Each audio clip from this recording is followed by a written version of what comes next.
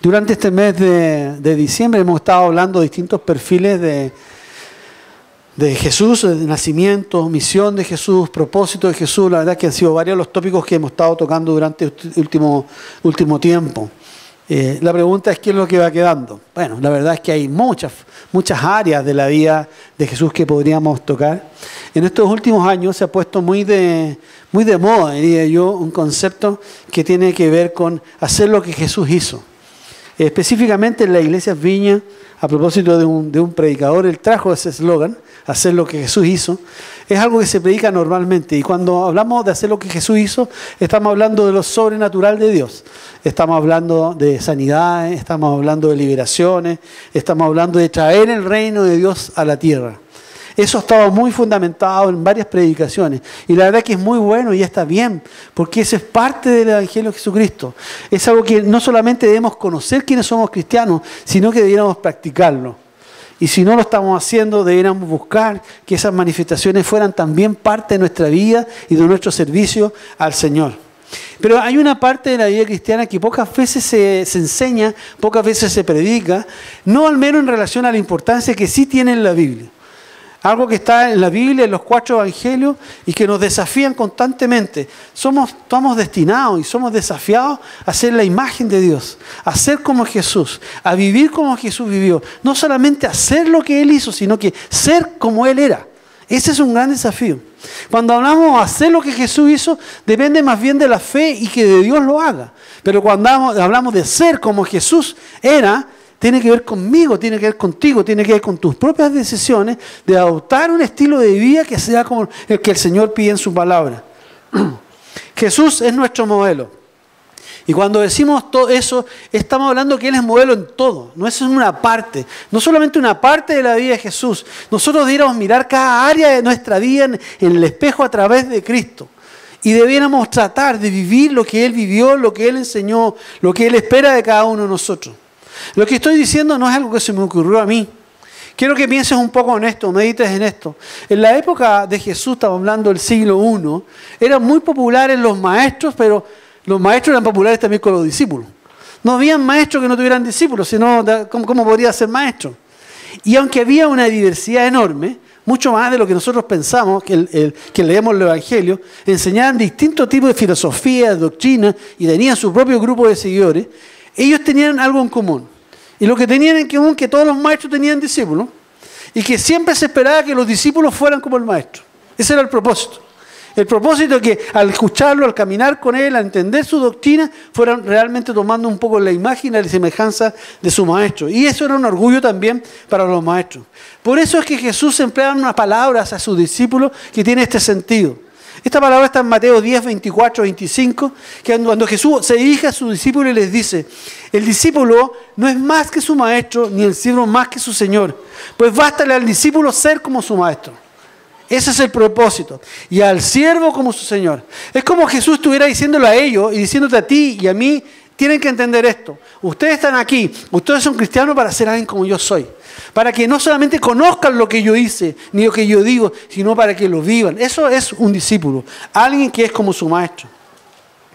No sé yo, pero cuando siendo joven, hace poco tiempo atrás, tenía una lucha tremenda con esto, con ser como Jesús. Estoy hablando de un tiempo en que la espiritualidad no era algo muy recurrente en mi vida. Más bien vivía luchando con tentaciones, luchando con la carne, luchando con el pecado. Y cuando llegaba a escuchar algún tipo de enseñanza sobre ser como Jesús, ser puro, ser santo, me provocaba mucha rabia porque sentía una impotencia enorme. No me parecía justo que se pidiera algo como eso. Peleaba con Dios mismo, peleaba conmigo y peleaba con quien se pusiera por delante, tratando de justificar en el fondo lo mal que estaba mi vida. Y ese es un problema cuando no entendemos esta realidad de cómo era Jesús. ¿Qué dificultad, pensaba yo, tenía Jesús de cumplir los preceptos de Dios? ¿Qué problema tendría Jesús en tomar decisiones en la vida? ¿Qué tentaciones podría tener Jesús si era Dios? Ese tipo de pensamiento me daba vuelta constantemente. ¿Qué luchas tendría Jesús realmente? ¿Habrá pensado mal Jesús? Todas esas cosas me daban vuelta en el intento de justificar que no era así porque Él era Dios. Y sabes, hay un parámetro muy distinto si yo considero que Jesús era un ser sobrenatural, divino, que vivía en una esfera de santidad, y si considero que realmente era un ser humano, que Él vino a la tierra a cumplir con el propósito, con el plan del Padre. Hay una gran diferencia. Pasaron los años, varios años, hasta que pude entender realmente que Jesús, el Hijo de Dios, si bien era eso, el Hijo de Dios, si bien era el Cordero de Dios que quita el pecado del mundo, Él era también un ser humano común y corriente. ¿Sabes? Es tan sano poder descubrir esta realidad. Pues cuando entendemos esta verdad, que es una realidad, a mí me tocó profundamente el corazón. Por vez primera, pude entender realmente el amor que Jesús tuvo por mi vida. Porque mientras yo pensaba que a Él no le costaba, porque era Dios, no tenía mayor valor. Cuando pude entender que cada clavo que lo atravesó tuvo un dolor, cada espina que le enterraron tuvo un dolor, de cómo lo pudo hacer. Es muy distinto imaginarte a un Jesucristo andar levitando sobre la tierra, a un Jesucristo con los pies en la tierra, con un par de alpargatas, un manto recorriendo las calles y las tierras de Palestina y de Jerusalén. Por primera vez pude descubrir que si para Él fue posible hacerlo, para mí también era posible. Que no era una quimera de que pudiéramos ser como Él fue. Que yo podía llegar algún día a decir, ya no vivo yo, sino Cristo vive en mí, porque Él vivía en mi corazón. Pude entender la magnitud de la obra de Dios. Pude descubrir que cuando se nos pide ser como Jesús, sí se puede. Sí se puede. No entender esto es estar pisando un palito de un engaño y esperando seguir viviendo una vida que no es la que Cristo quiere, porque Él era Dios. Él era un ser humano como tú y como yo. Y pudo hacerlo y nos insta a que caminemos detrás de Él. Quiero hablarte esta mañana de cómo era Jesús. Te quiero hablar del ser humano, de la persona de Jesús. Quiero hablarte cómo es aquel que decimos que es el Rey de nuestro corazón. Aquel al cual cantamos, aquel al cual adoramos. ¿Cuánto lo conocemos realmente? ¿Cuánto entendemos de lo que Él vivió, los costos que pagó por nosotros? Muchas veces mientras hay tiempo de Santa Cena nos quebrantamos, los predicadores nos instan a recordar el momento en que Jesús tuvo la cena con sus discípulos y nos instan a recordar el sacrificio de la cruz. Pero ¿cuánto realmente entendemos de lo que Él realmente pasó? ¿Cómo era Jesús? ¿Cómo vivía Jesús? Muchas preguntas se nos vienen a la mente cuando tratamos de descubrir este Jesús humano, este Jesús histórico. Preguntas como esta. ¿El Jesús que vivió entre nosotros era humano o era divino? ¿Era Jesús 50% divino y 50% humano, como enseñan algunas iglesias cristianas? ¿Era fácil para Jesús hacer la voluntad del Padre? ¿Sencillamente porque no tenía lucha, porque era Dios? ¿Hizo todo lo que hizo porque era Dios?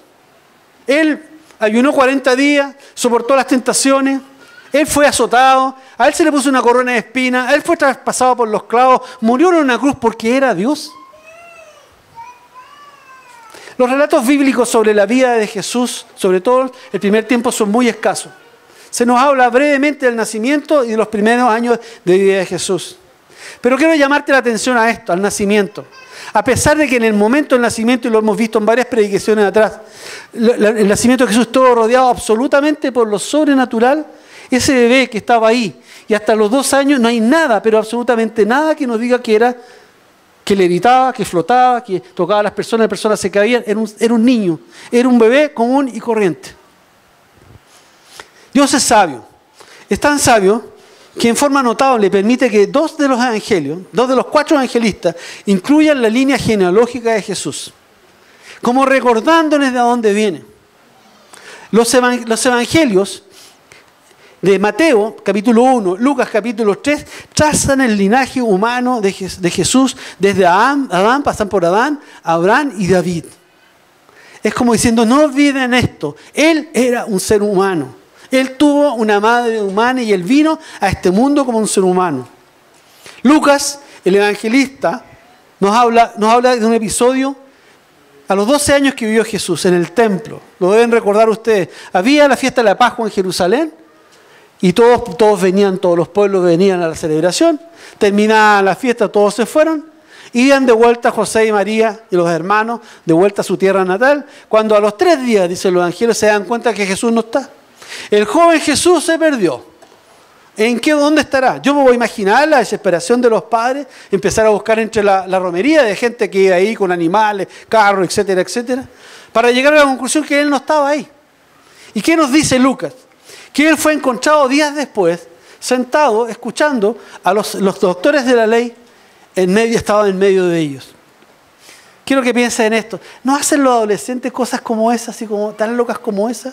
¿No es propio de la adolescencia hacer cosas que se nos escapan de nuestro control? Nos sorprenden muchas veces. Lucas nos dice que los maestros que escuchaban a Jesús se maravillaban de su inteligencia, de cómo respondía las respuestas que daba. Pero no nos habla nada de lo sobrenatural de Jesús. El relato del templo que nos pone Lucas concuerda plenamente con los conocimientos que tenemos hoy día de cómo era la Palestina del siglo I. En efecto, los niños de 4 o 5 años eran enviados al colegio, a las escuelas que estaban en la sinagoga, funcionaba en la sinagoga. Así que Jesús fue un niño más que fue a la sinagoga teniendo esa edad, y él estudió, aprendió a leer y aprendió mucho a través de los textos sagrados. Y quienes estaban con ellos eran los mismos maestros. Así que al ver a Jesús a los 12 años no hay ninguna diferencia con lo que fue toda su vida anterior. Jesús fue un niño que vivió todo lo que vivieron los niños de la época. Estudió en la escuela, fue a la sinagoga, estuvo siempre rodeado de maestros. Como todos los hombres de su época y de esta época, Jesús aprendió un oficio. Él se crió al lado de José, su padre era carpintero, y estando al lado de él fue adquiriendo todas las habilidades que un carpintero tiene que tener. Pasado el tiempo, él quedó a cargo del negocio. Marcos 6:3 nos dicen, ¿no es este el carpintero? Hijo de María, hermano de Jacobo, de José, de Judas y de Simón. ¿No están aquí también con nosotros sus hermanas? Y se escandalizaban de él. Jesús era un carpintero. Él trabajaba como trabajas tú, como trabajo yo, para producir el dinero, los recursos económicos que necesitan la casa, el sustento de la familia. Estos mismos hermanos que son mencionados aquí por Marcos, son mencionados por el apóstol Juan, pero con otro sentido. Son mencionados con Juan para decirnos que Jesús era tan igual a sus hermanos que sus hermanos no creían en él. Y es más, se burlaban de él. Quiero leerte este pasaje que está en Juan 7, 3 al 5. Y le dijeron sus hermanos, sal de aquí y vete a Judea. Es como, ya, déjate tontear y sale, ándate de acá. Para que también tus discípulos vean las obras que hace. Porque ninguno que procura darse a conocer hace algo en secreto. Si estas cosas hace, manifiéstate al mundo. Si es que las hace. Si estas cosas hace, manifiéstate al mundo. Y termina Juan diciendo, porque ni aun sus hermanos creían en él. Nada en toda la Escritura nos hace sentir que Jesús tenía algo especial. No hay ninguna señal hasta ese momento que él fuera distinto a los demás. Él se vestía como toda la gente. Él comía todo lo que comían las demás personas. Él no tenía una aureola de santidad y por eso la gente andaba detrás. Era un ser humano común y corriente. Es más, es muy probable que si tú y yo nos hubiéramos cruzado con él, saca la multitud que lo seguía, hubiera sido una persona que ni siquiera te hubiera llamado la atención. Hasta que abría su boca y mostraba su corazón. Pero era normal. Era como tú y como yo. Ese es el Jesús en el cual nosotros creímos. Quiero que piensen esto. Si Jesús hubiera sido Dios y vino como Dios, ¿quién más que la familia se hubiera dado cuenta que era un ser divino? Pero ¿qué es lo que nos dice la Escritura? Que sus hermanos no creían en él porque lo veían tal cual como eran los demás. No había ninguna diferencia. Este triste panorama de sentirse rechazado por la familia.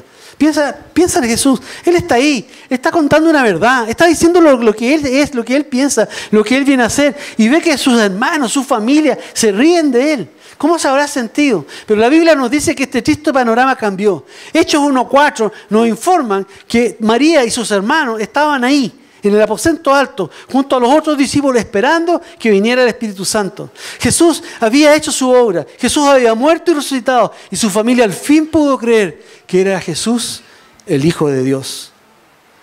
Jesús, nuestro Señor, nació en medio nuestro plenamente humano, porque ese era el plan de Dios.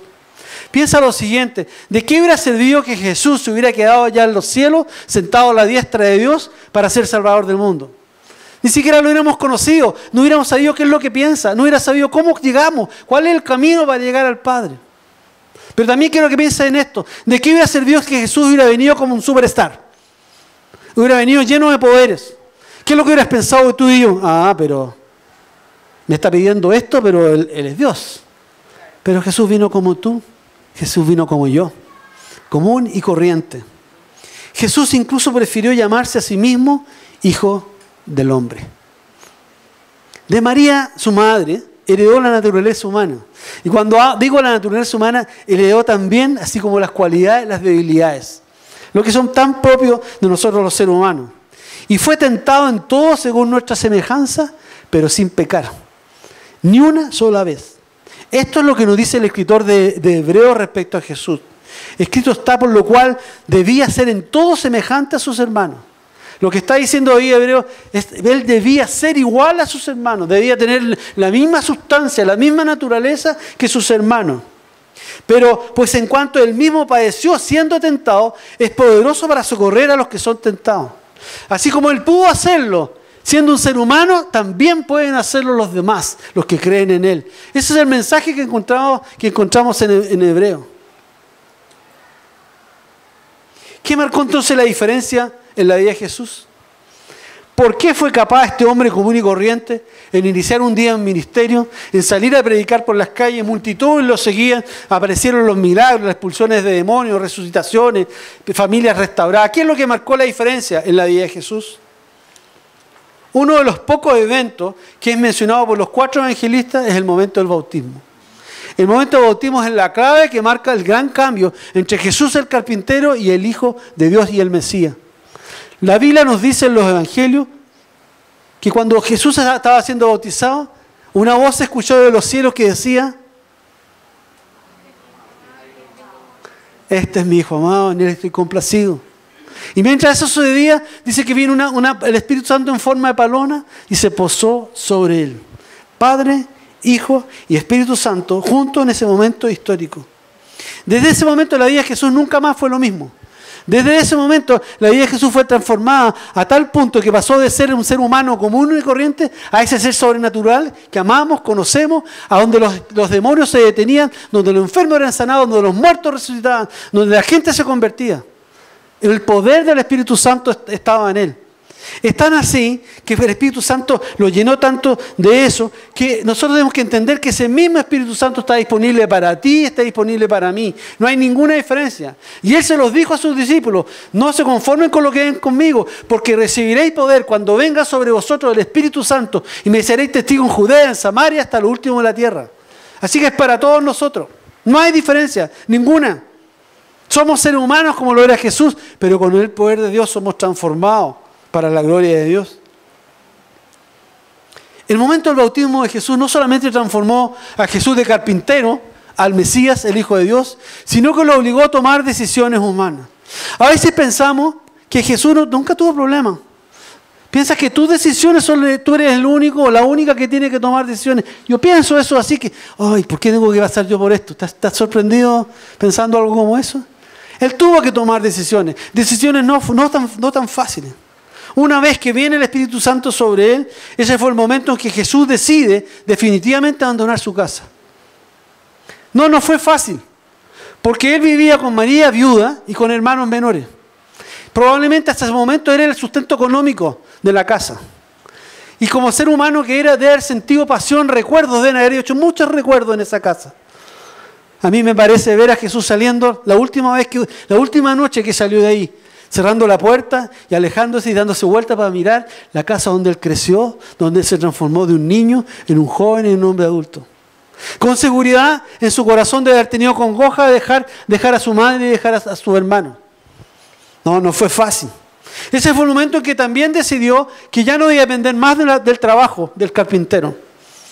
Iba a dejar la carpintería. Y él tuvo que creer y confiar que el Señor no solamente lo iba a alimentar a él, sino que iba a alimentar a su madre y a sus hermanos. Jesús tuvo que tomar decisiones. Jesús tuvo problemas. Jesús tuvo la posibilidad de decir no, mejor no sigo a Dios, no sigo a su plan. ¿Le costó tomar decisiones? Sí, mucho. Sí, era un ser humano. el dolor, las emociones deben haber estado a flor de piel en este momento, donde él toma esta decisión de seguir el plan de Dios. Casi inmediatamente, los evangelios nos dicen casi inmediatamente que viene el Espíritu Santo sobre él. Él es arrebatado por el mismo Espíritu y llevado al desierto para ser tentado. La tentación es una de las características humanas más propias de nosotros los seres humanos. ¿Sí o no? ¿Hay alguien aquí que no sea tentado? Todos somos tentados. Jesús también fue tentado. Él también tuvo que sostenerse, aguantarse, tomarse, vencer las ganas de lo que significaba ceder a la tentación. Jesús fue tentado porque era humano. Y por eso fue que Satanás se la jugó en el desierto. Si Satanás, quiero que pienses esto, si Satanás hubiera sabido que Jesús era Dios, no lo tienta. Pero sabía que era humano, que tenía gustos, que tenía pasiones, que tenía deseo en su corazón. Y decidió tentarlo, a ver si él cedía. Pero él no cedió. Porque sabía que en él es lo que tenía que hacer. Pero no porque era Dios, porque amaba a su Padre. Porque sabía que era el Señor. Pero él sintió exactamente lo mismo que hubieras sentido tú al enfrentar ese tipo de sensaciones. A veces pensamos que las tentaciones de Jesús fueron las que tuvo en el desierto. Cuando tuvo 40 días de ayuno, de pan y de agua. Pero la Biblia nos dice que no fue así. Que él fue tentado en todo. Si has pensado si él fue tentado en la vida sexual, con seguridad sí fue tentado en la vida sexual. Porque él era un hombre. En Hebreos 4:15 dice, porque no tenemos un sumo sacerdote que no pueda compadecerse de tus debilidades, sino que uno que fue tentado en todo, en nuestra semejanza, pero sin pecado. Fue tentado en todo, en nuestra humanidad, pero sin llegar a pecar. Así que la tentación que tengas en este momento o hayas tenido, el Señor la tuvo también. Eso es lo que dice la Biblia, no lo digo yo, es lo que dice la palabra de Dios. Son muchas las personas que como yo les cuesta creer en la humanidad de Jesús. Siguen pensando que Jesús es Dios.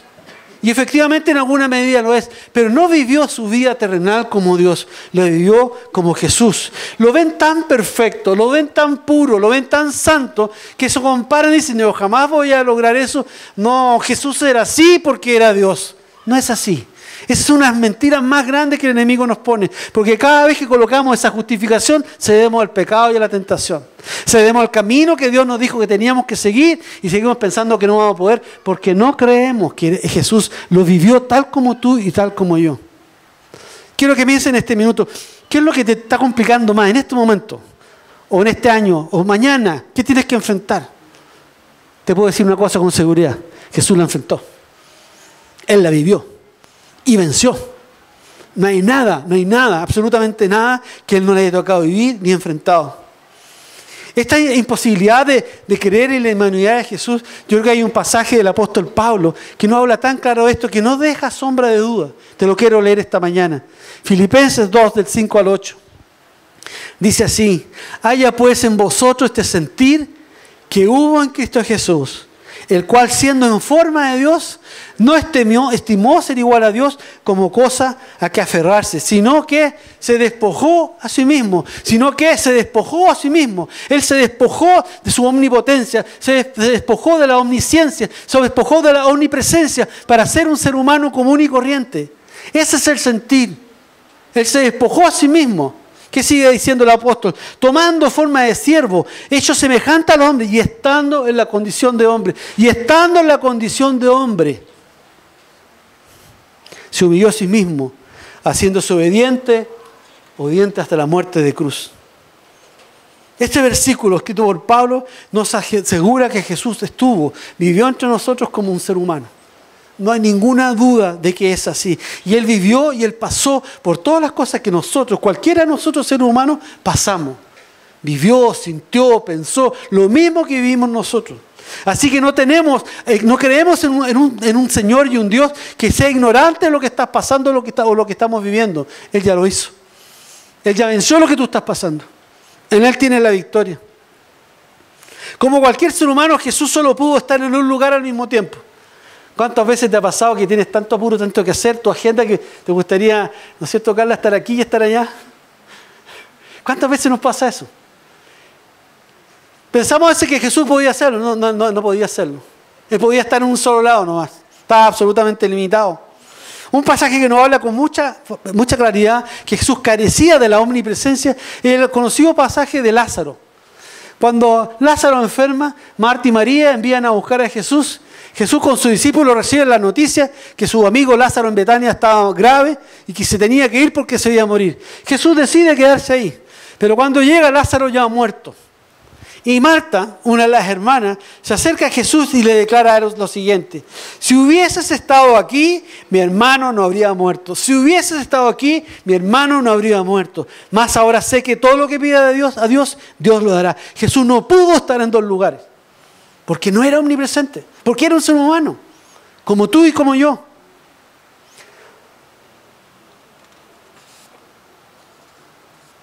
Él solo pudo tomar 12 personas. Y aquí hay una gran enseñanza para quienes pastorean o lideran. Si Él solo pudo tomar 12 personas, 24/7, ¿para qué tomar más? Estaba limitado, no tenía más capacidad humana para tomar más personas. Solo 12 personas Él pudo tomar. Si hubiera sido realmente omnipresente, hubiera estado con el grupo de allá, con el grupo de allá, con el grupo de allá. Estaría abriendo la viña allá en Betania, la viña en Copernaum. Eso hubiera estado haciendo y no lo pudo hacer. Porque no tenía omnipresencia. Como cualquier ser humano, Jesús carecía de la omnisciencia, característica de Dios que hace que todo lo sabe. Hay un pasaje muy conocido por cada uno de nosotros que habla de Jairo, ¿se acuerdan de Jairo? Y la mujer con el flujo de sangre. En este pasaje vemos claramente que Jesús no era omnisciente. El relato es más o menos el siguiente: Jairo, un principal, una persona importante, tenía una hija enferma de muerte. Y humillándose, porque quién era él, el cargo que él tenía, tuvo que humillarse para ir donde Jesús, para pedirle que por favor fuera a ver a su hija que estaba agónica en su casa. Dicen los evangelios cuando relatan este pasaje que la cantidad de gente que lo empezó a seguir era abrumante. Y entre todo este tumulto que se generó, que Jesús va caminando y la gente lo va siguiendo, una mujer viene por detrás y toca el manto de Jesús, por la espalda de Jesús, y toca el manto de Jesús. La foto del momento lo retrata muy bien Lucas, en el Lucas 8, 45, 47. Jesús entonces dijo: ¿quién me ha tocado? Todos miran, y negándolo todo así, negándolo todo, dijo Pedro y los que estaban con él: Maestro, la multitud te aprieta, la multitud te oprime y dices: ¿quién me ha tocado? Jesús no pudo saber quién fue, solo percibió que algo espiritual salió de él, sanidad, virtud, dice la palabra de Dios. Él no era omnisciente, como tú y como yo. Así que ese es el Jesús que tú crees, ese es el Jesús que tú amas. Como todos nosotros, Jesús tenía necesidades para su vida. Probablemente no pagaba el Netflix, el cable, no pagaba esos servicios de internet, pero tenía necesidades, necesitaba comer, necesitaba vivir, necesitaba vestirse, necesitaba dinero para dar la necesidad a los demás. Y Él, siendo todopoderoso, si lo hubiera sido, hubiera hecho así, y el dinero está. Pero la Biblia dice que no fue así, que Dios proveyó un grupo de mujeres que fueron el sustento económico de toda la obra de Jesús. Jesús no fue todopoderoso, era un ser humano. Al ver el detalle de cómo era Jesús, vemos en él unas características más propias no solo del ser humano. Jesús tenía emociones, Jesús tenía sentimientos. Uno de los pasajes donde vemos a Jesús llorando es frente a la tumba de Lázaro. El Evangelio de Juan lo retrata y dice lo siguiente: Jesús estremeció en su espíritu y se conmovió. Versículo siguiente dice: y Jesús lloró. Al ver el llanto, al ver el dolor de la multitud que estaba frente a la tumba de Lázaro, Jesús lloró. Jesús le dolía. Él le dolía la muerte. Jesús, como tú y como yo, se cansaba. Son varios los pasajes que nos hablan del cansancio de Jesús. Él tenía un cuerpo, como el tuyo, como el mío, que necesitaba descansar. No tomaba supervitaminas ni nada por el estilo. Él sencillamente tenía una vida normal y él necesitaba descansar. De ahí se entiende el pasaje que dice: cansado del camino, se sentó junto al pozo y ahí conoció a la mujer samaritana. Muchas veces vemos en el relato de los evangelios que la multitud agobiaba y perseguía a Jesús. Ya su fama había trascendido de ciudad en ciudad. Y en el pasaje que voy a leer dice que gente que venía de Judea, que venía de Perea, venía de naciones extranjeras, solamente por verlo. Imagínate la cantidad de gente que había ahí. Y Jesús lo único que quería era encontrar un lugar solo donde descansar, donde poder conversar con su Padre, donde poder dormir. Tenía la necesidad. Pero el Evangelio de Marcos nos dice que era tal la cantidad de gente, porque versículos antes, Él había sanado al hombre con la mano seca. ¿Se acuerdan de esa sanidad? Nadie creía, Él dijo, extiende tu mano, y sanó. Y dice que la multitud asombrada, todos se pasaban el dato de que Jesús está aquí y está sanando. Así que le seguían probablemente millares de personas. Y cuando estaba pasando esto, Marcos escribe lo siguiente, Marcos 3, 9 al 10. Y dijo a sus discípulos, yo quiero que pongan atención en esto, y dijo a sus discípulos que le tuvieran siempre lista la barca a causa del gentío para que no lo oprimiesen. ¿Te has detenido a pensar en eso? Le estaba diciendo, por favor, Juan, Pedro, ten al borde del lago una barca porque tengo temor que la gente me va a aplastar. Es tanta la gente, son tantos los que vienen que me van a oprimir.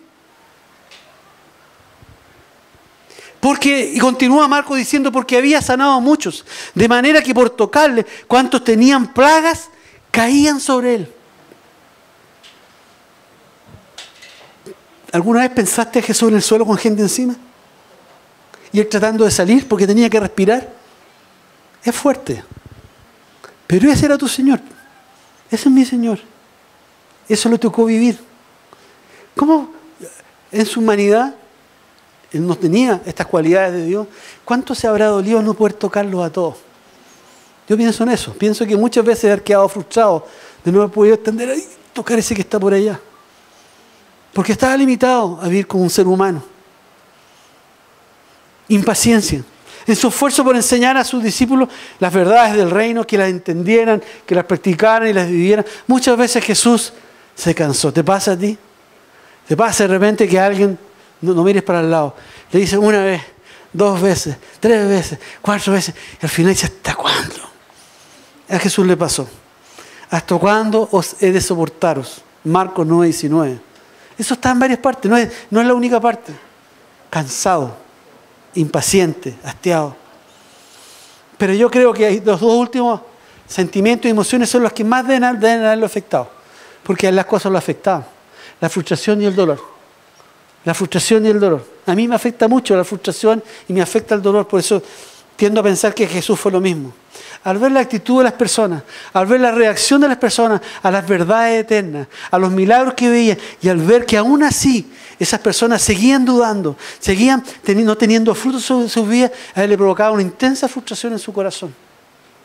Son varios los episodios donde Jesús se esfuerza por demostrar que es el Hijo de Dios y lo demuestra con manifestaciones, y aún así la gente no cree. En Marcos 13:58 se nos dice que Jesús llegó a un lugar, trató de sanar enfermos y no pudo sanar a nadie porque había incredulidad en el lugar. ¿Cómo crees que se fue? ¿Cómo crees que se fue? Dándole espalda con amargura, preguntándole al Padre qué pasó aquí. Tiene que haberle afectado. Él era un hombre que tenía sensibilidad. ¿Cuánto crees que le afectó cuando predicó que era el pan de vida? Yo soy el pan de vida, y le dijo a la multitud que le escuchaba, si ustedes creen en mí tienen que comerme. En otras palabras, tienen que aceptarme, que yo soy la propiciación. Y la multitud le dice, pero maestro, esta palabra es muy dura. Y literalmente dice ahí en el Evangelio, desde ese momento en adelante, muchos discípulos dejaron de seguirle. ¿Cómo crees que sea el sentido? Porque dijo lo que tenía que decir, la gente le dio la espalda.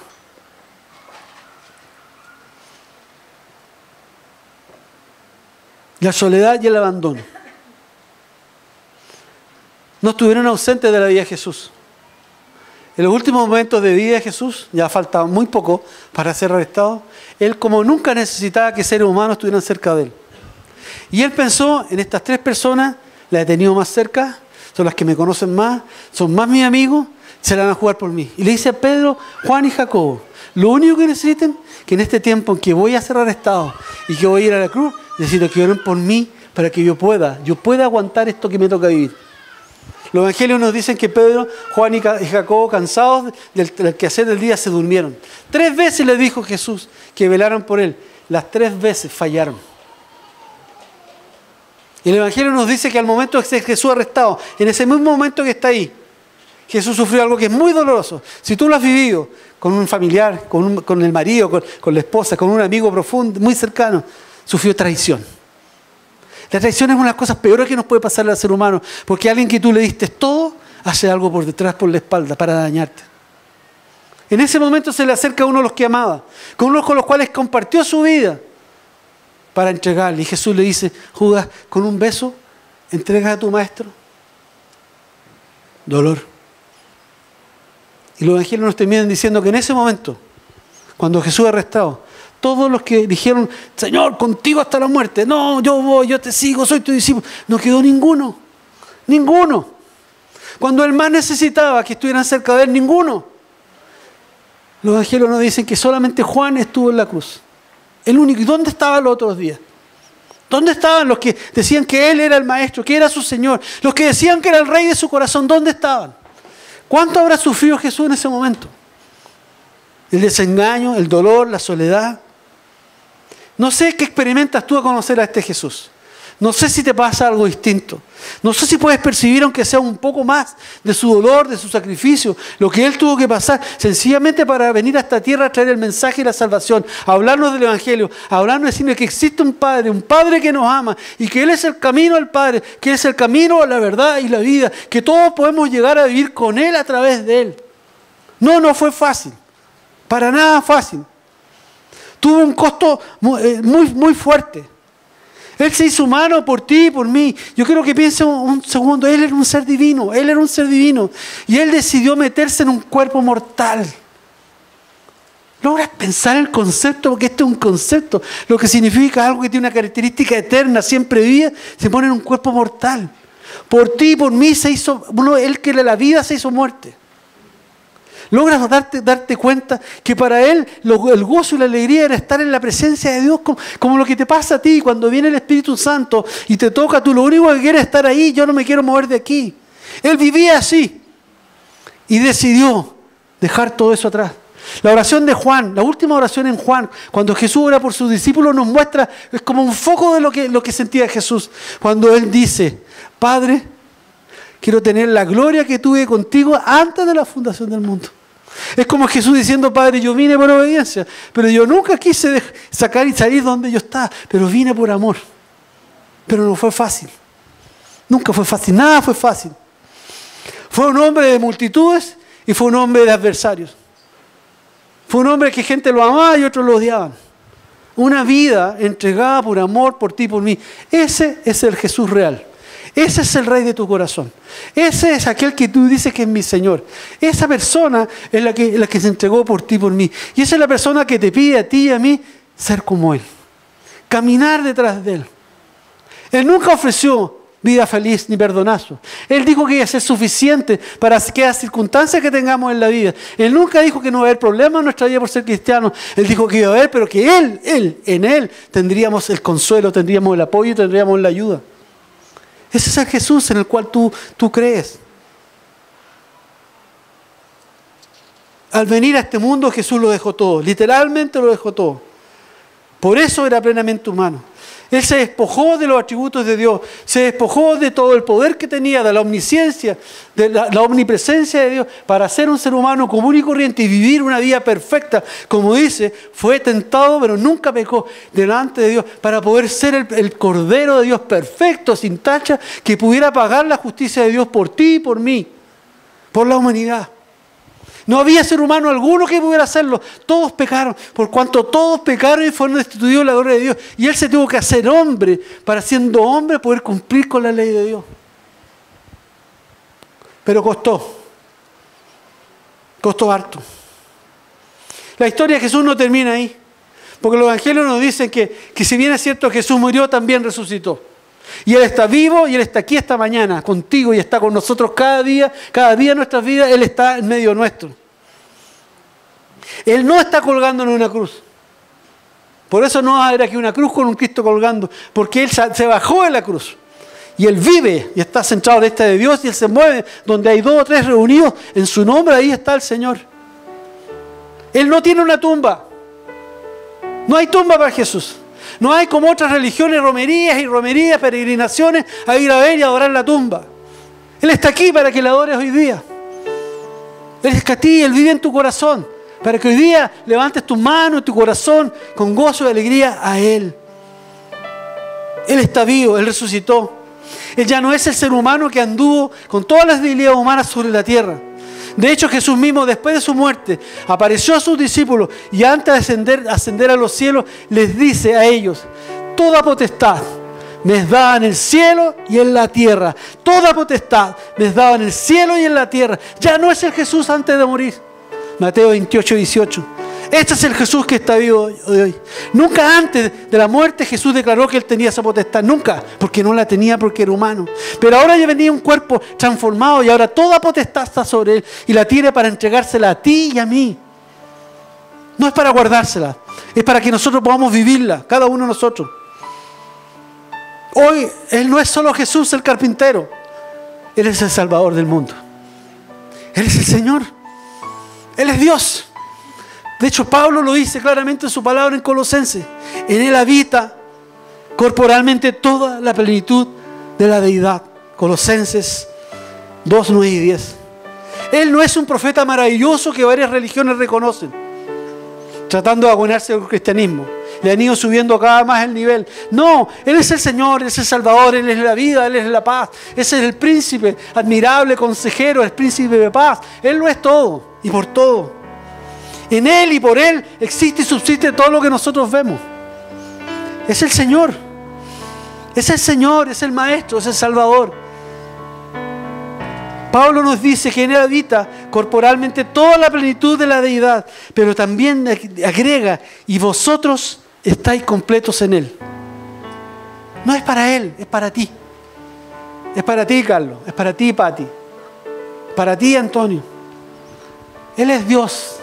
Hoy día está glorificado y habita todo lo que es Dios está en Él. Pero nosotros podemos ser completos, totalmente acabados en Él. ¿Lo crees? Quiero que pienses esto. ¿Qué más necesitas si tienes a Jesús? Si realmente lo tienes. Si realmente lo sigues. Si lo tienes a Él, lo tienes todo. Y el llamado en esta mañana es a tenerlo todo. El llamado en esta mañana es a ser como tu Maestro era. Ser como Jesús. Estamos iniciando un nuevo año. Tenemos una oportunidad única de replantearnos aún nuestra fe, nuestra forma de vivir nuestra fe, nuestra relación con Dios y nuestro cristianismo. Tenemos una oportunidad única de decidir: yo voy a caminar como Jesús anduvo. Poner mis pies donde Él los puso. Cada día. No a veces, no el domingo, cada día. Tienes una oportunidad única de decir: yo lo seguiré. He decidido seguir a Cristo. He decidido seguirlo donde Él me lleve. No sé si los caminos sean buenos o sean más o menos. No sé lo que me depara el 2019. Pero yo en mi casa he decidido seguir a Cristo. He decidido seguir. Porque para Él es, y en Él estoy completo. Y en Él está todo. Porque Él venció, tú puedes vencer. Porque a eso vino Él. Él vino a derrotar las tinieblas. Yo no sé cuál es la situación de tu vida esta mañana. No sé si hay algún impedimento en tu corazón esta mañana. No sé si estás luchando con algo en esta mañana. No hay nada que Él no pueda entender porque Él lo vivió. No hay ningún problema que sea más grande que Jesús. No hay ningún pecado que Él no pueda perdonar. No hay ninguna tentación que hoy día estés pasando que Jesús no la haya pasado. Eso es lo que dice la palabra de Dios. No lo hay. No hay problema más grande. Él tiene el poder porque toda potestad le ha sido dada.